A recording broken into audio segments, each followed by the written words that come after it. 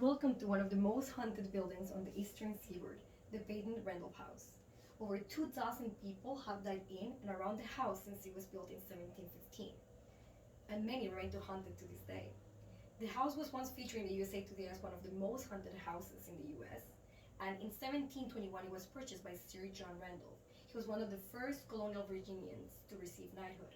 In 1724, he purchased the eastern lot of the house. After his death, he inherited the house to one of his sons, Peyton Randolph. Peyton was one of our founding fathers. He served as president for the First and Second Continental Congresses, and he was cousin of Thomas Jefferson. Now, the house's troubles began with the outbreak of the Revolutionary War, when then Governor of Williamsburg, Lord Dunmore, made a proclamation that any slave that escaped the rebellious owner and aided the British Army will gain freedom at the end of the war. And many of Mr. Randolph's slaves did so, including Mrs. Randolph's personal slave, Eve. However, when the war ended, the slaves were returned to their owners, and Eve was treated very harshly by Mrs. Randolph. Upon Mrs. Randolph's death, Eve was sold, forever separating from her son. From this moment on, the house suffered from bad fortune. A pair of men killed each other in a courtroom. 2 children died from falling years apart from each other, and a Civil War veteran died mysteriously within the house. In fact, the first ghostly account was a written account of the Marquis de Lafayette himself. While on a tour through the States to speak with war veterans, he stayed in the house while at Williamsburg.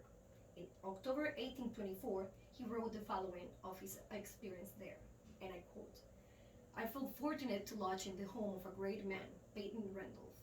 Upon my arrival, as I entered through the foyer, I felt a hand on my shoulder. It nudged me, as if keeping me from entering. When I turned around, there was no one there. The nights were not restful, as sounds of voices kept me awake for most of my stay. Far more recently, the house served as a dorm for students of William and Mary. A young man reported a light tugging on his arm.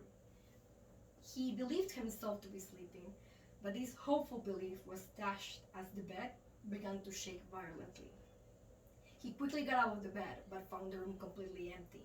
He fled the house and refused to return for his belongings." Another story is that of a local guard.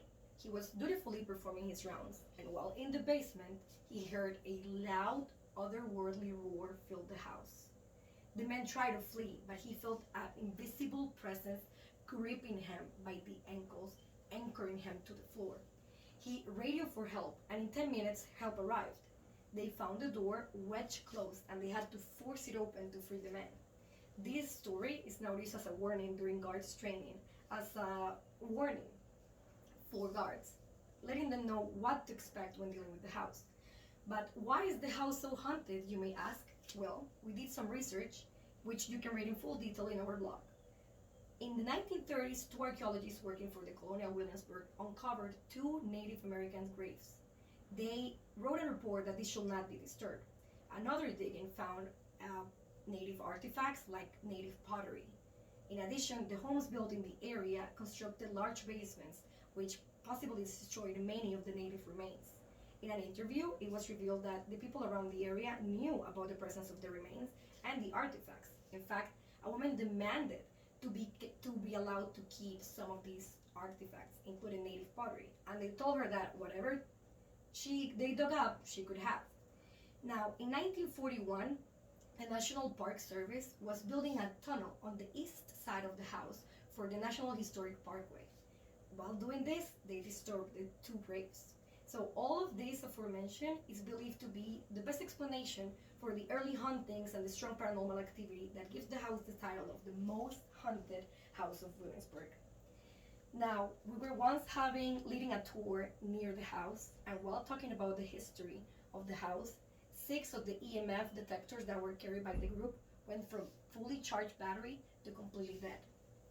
In addition, some of our guests have reported to experience loss of power on their phones, have the phones freeze, or even reboot. But most frightening is definitely what happened on a balmy summer night. The temperature dropped at least 20 degrees. It went from uncomfortably hot to absolutely frigid in a matter of seconds. and it makes me uncomfortable to think about what could have been passing through. Some guests have passed out in front of the houses, sometimes requiring us to call medical services. And during our late night ghost hunts, we had incessant ghost activity on the spirit box. Unfortunately, these spirits are insistent about only one thing. They want us to leave. One of our tour guides was straight out sword at by the spirit box. Thank you.